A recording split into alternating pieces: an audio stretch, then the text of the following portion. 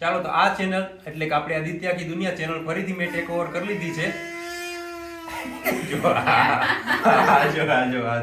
અમે કેમ કે આવા વિડીયો માટે આ ચેનલ ફરીથી ટેક ઓવર કરી લીધી છે.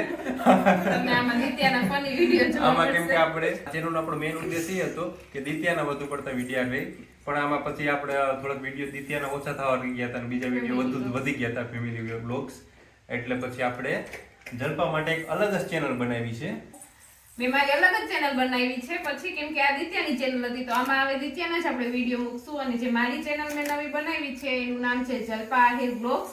તો આજે એમાં એક વિડીયો પણ મેં અપલોડ કરી દીધો છે, તો તમે જરૂરથી એમાં જઈ અને મારો વિડીયો જોઈ લેજો અને લાઈક, શેર અને સબસ્ક્રાઇબ પણ કરી દેજો. કેમ કે હવે હું ડેઈલી બ્લોગ મારા છે, ડેઈલી ફેમિલી બ્લોગ હું એમાં જ અપલોડ કરીશ અને મારા દરરોજના તમને વિડીયો એમાં જોવા મળશે. એ ચેનલમાં અમે પણ આવશું, થોડા અમે પણ એ ચેનલમાં હા, દેખાશું.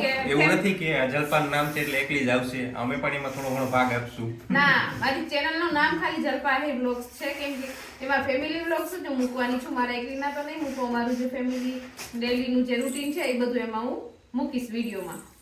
અને આ ચેનલમાં આપણે દિત્યાના જ વધુ પડતા વિડીયો મૂકશું.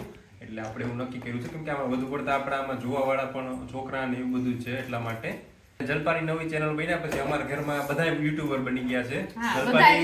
બધાની પર્સનલ ચેનલ થઈ ગઈ. દિત્યાની છે, જલપાની છે, મારી 2-3 ચેનલ છે, અતુલની છે, અને મારા મમ્મી પણ વિચારે 2-3 ચેનલ હોય કે હું પણ બનાવી લઉં. હા, એ પણ વિચારે છે, તો ટૂંક સમયમાં કદાચ એની પણ ચેનલ બની જાય. ના, એ તો ખાલી મજાકની વાત છે, બાકી એટલી બધી ચેનલ હેન્ડલ ન થાય.